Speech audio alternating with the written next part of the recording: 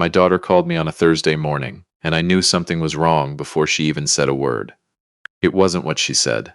It was the silence before it. That half second where I could hear her trying to hold herself together and failing, "Dad." One word. That's all it took. I was in the middle of my second cup of coffee, standing at the kitchen window, watching the maple in the backyard the way I do every morning. It's a habit I picked up from my wife, God rest her. She used to say that tree had more sense than most people. It knew exactly when to let go and when to hold on. I'd been watching it for 32 years and I still wasn't sure she was wrong. "Dad, can you come?" "I'm at the park on Birchwood, the one near the old post office. It's 8:30 on a Thursday," I said. "Aren't you supposed to be at work?" She didn't answer that. "Bring your car," she said. "Please." I set down my coffee. I put on my jacket. I didn't ask any more questions. I found her sitting on a bench near the fountain, the one the city repainted 2 summers ago in that shade of green nobody asked for. She had a stroller in front of her and 2 duffel bags at her feet. My grandson, not quite 2 years old, was asleep inside the stroller with his little fist curled up against his chin, the way babies do when the world hasn't given them a reason yet to unclench. My daughter looked up when she heard my footsteps on the path. Her eyes were dry. That was the thing that got me. She'd already cried all she had, and now she was just sitting there in that careful stillness that comes after. "Hey, Pop," she said. I sat down beside her. I didn't say anything right away. I looked at my grandson sleeping, and I looked at those 2 bags on the ground, and I put the picture together without needing her to spell it out. "Tell me," I said. She told me. Her husband had gone to his father that morning. Her father-in-law, a man named Theodore Hatch, everyone called him Ted, had built a regional chain of automotive supply stores across 4 states. He'd started it from a single garage in Dayton, Ohio, and turned it into something real, something that employed close to 400 people. I'll give him that. The man had built something. I just never respected how he treated the people around him once he had it. My daughter had been married to his son for 4 years. Her husband had been working for Ted since before they got engaged. Manager of the Lexington location, then regional coordinator, then 2 years ago, brought up to the main office in Columbus to work directly under Ted. It seemed like a good thing at the time, seemed like opportunity. What it actually was, I understood later, was a leash. That morning Ted had called his son into his office and told him something was changing. The company was restructuring. Certain positions were being eliminated, his son's position specifically. And when his son asked what that meant, Ted had looked at him the way you look at something you've already decided to throw away and said, "It means you're out. You and that family of yours. I've been patient long enough, but I'm not building something for generations and handing it to a bloodline I don't have confidence in." A bloodline he didn't have confidence in. That was the phrase my daughter used when she told me. She said it carefully, like she was handling something that might cut her, because that phrase wasn't just about her husband. It was about her. It was about my grandson asleep in that stroller. It was about me. I sat with that for a moment. The fountain made its sound. A dog barked somewhere across the park. My grandson stirred in his sleep and settled again. "What did your husband say?" I asked. "He didn't say anything," she said. "He called me. He told me to pack what I needed and come here." "Where is he now?" "Still there, trying to figure out the lease on the apartment. It's in the company's name." I nodded slowly. I looked at those 2 bags again. The weight of what I was looking at, my daughter and my grandson reduced to 2 duffel bags on a park bench. I felt that in a place in my chest that doesn't have a name. But I didn't let it show. That's not something I was ever good at, showing it. My wife used to say I processed things like a diesel engine, slow to start, but once I got going, I didn't stop for a long time. "Okay," I said. She looked at me. Okay. Get in the car." She looked at those bags. She looked at the stroller. "Dad, where are we going?" "My house first," I said. "Then we'll see." I picked up both bags without being asked. They weren't as heavy as I expected, and somehow that made it worse. I should tell you something about myself, and I've spent a long time figuring out how to say it without it sounding like bragging, because I have no interest in bragging. Bragging is for people who need other people to know. I never needed that. My name is Arthur Bly. I'm 67 years old. I grew up in a 2-bedroom house in Terre Haute, Indiana, with a father who drove a delivery truck and a mother who cleaned offices 3 nights a week. We weren't poor in the way that makes the news.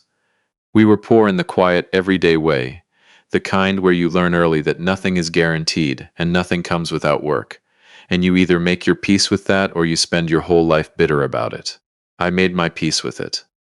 Then I went to work. I started in commercial real estate at 24, working for a firm in Indianapolis that didn't pay much, but taught me everything.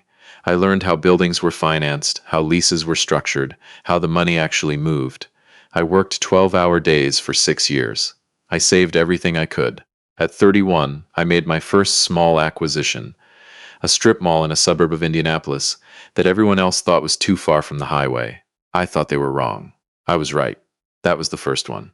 Over the next 35 years, I built a portfolio that currently includes commercial properties in Ohio, Indiana, Kentucky, and Tennessee. 43 properties. The company is called Bly Capital Group, though almost nobody knows that name because I structured it specifically to keep my name off the letterhead. I have a president who runs the day-to-day. I have an operations team. I have lawyers and accountants who are better at their jobs than I ever was. I've never been on the news. I've never been in a magazine.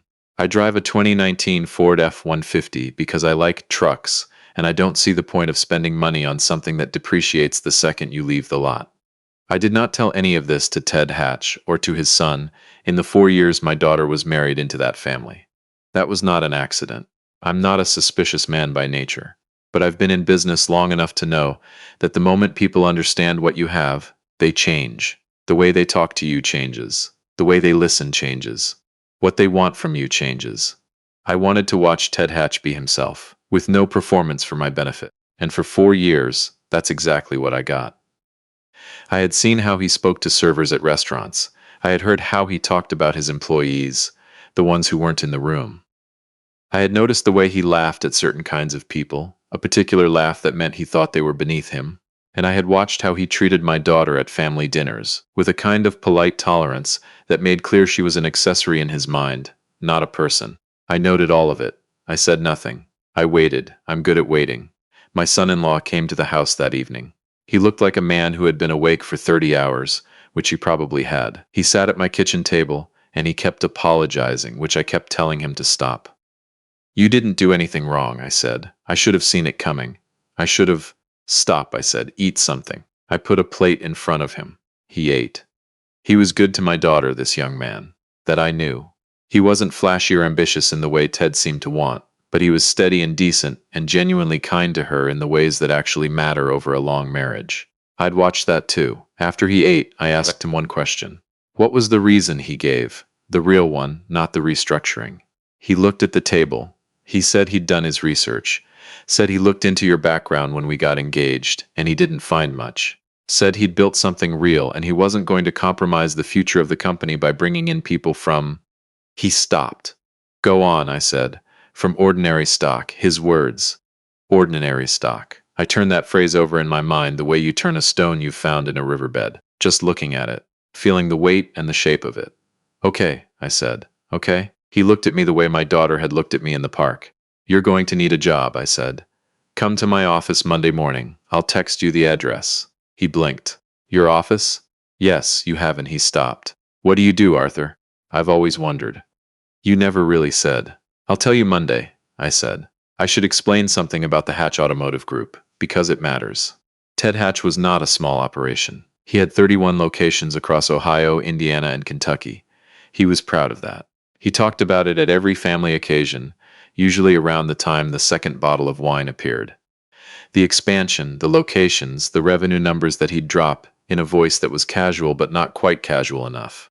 What Ted Hatch did not know, because why would he, because I hadn't told him, because I had no reason to, was that his company had been leasing 6 of those locations from properties managed by Bly Capital Group for the past 9 years. 6 of his 31 locations, in Dayton, Columbus, and 3 cities in Indiana. He'd dealt with my operations team, with my property managers.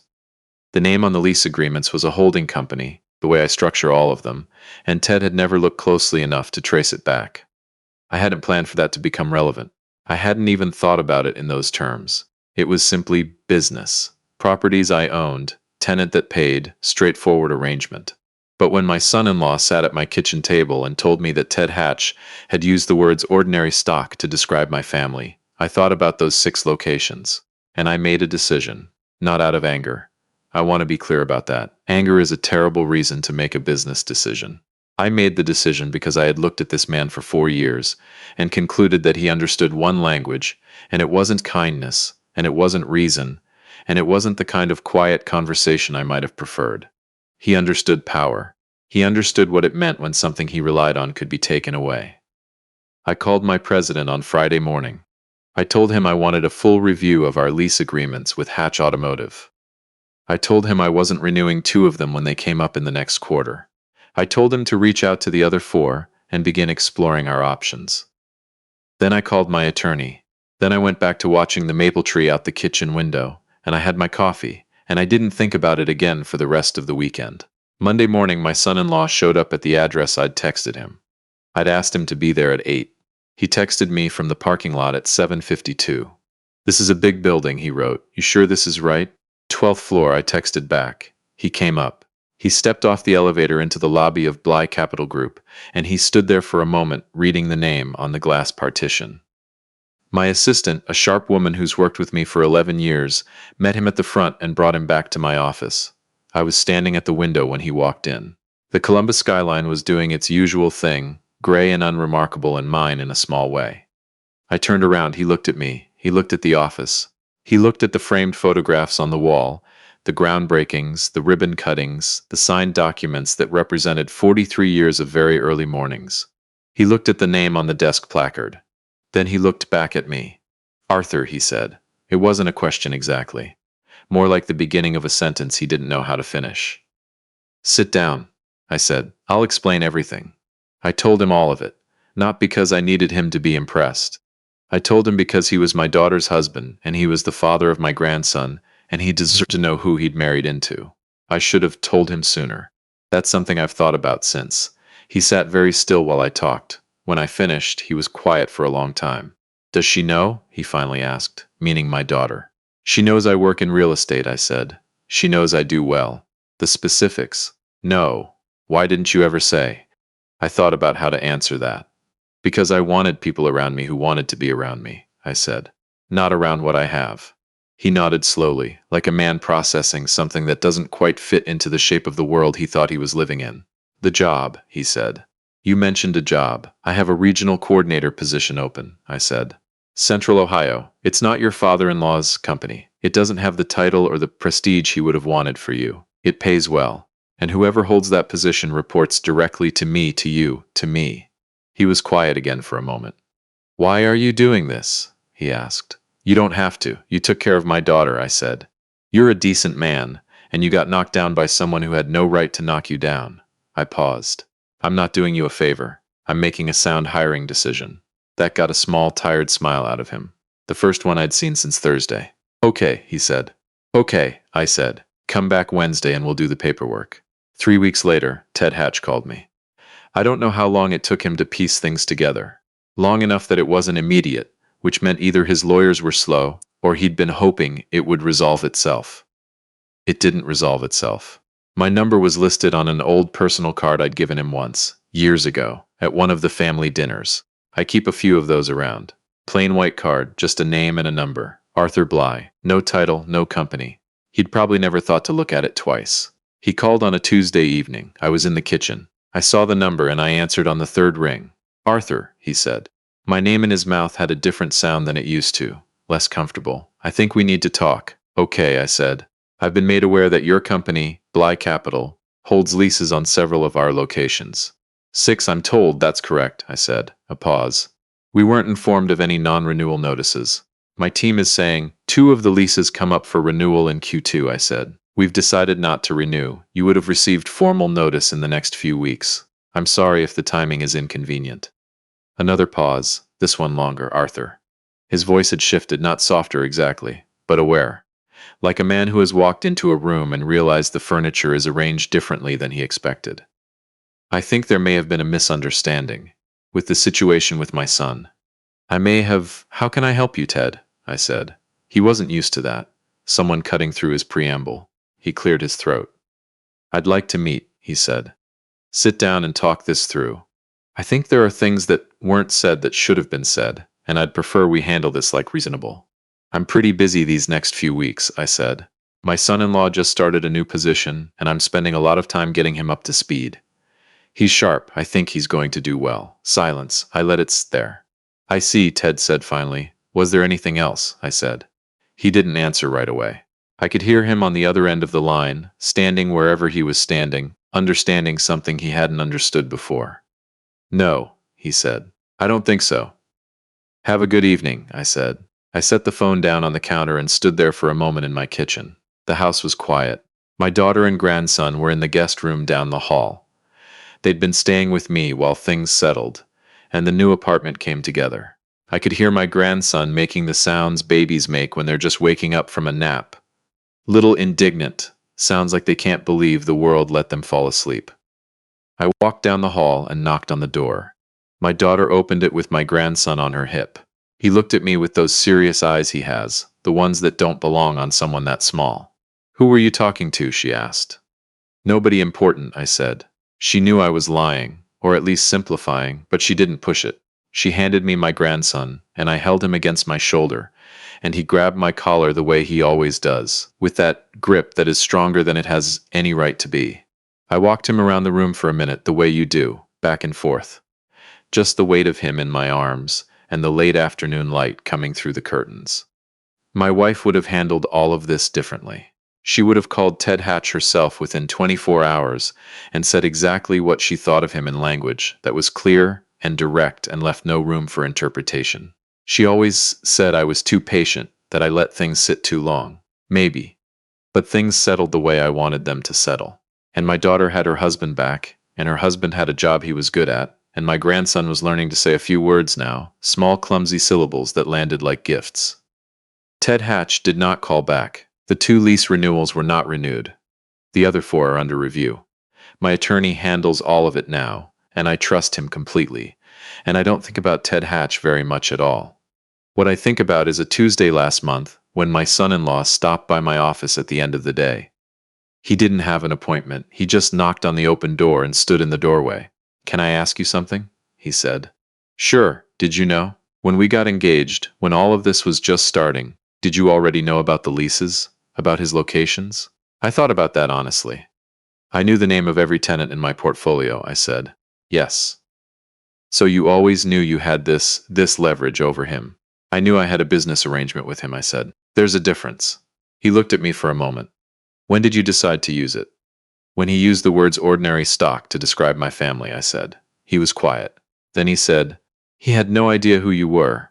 No, I said. He didn't. Does that bother you that people don't know? I thought about my wife. I thought about the maple tree in the backyard.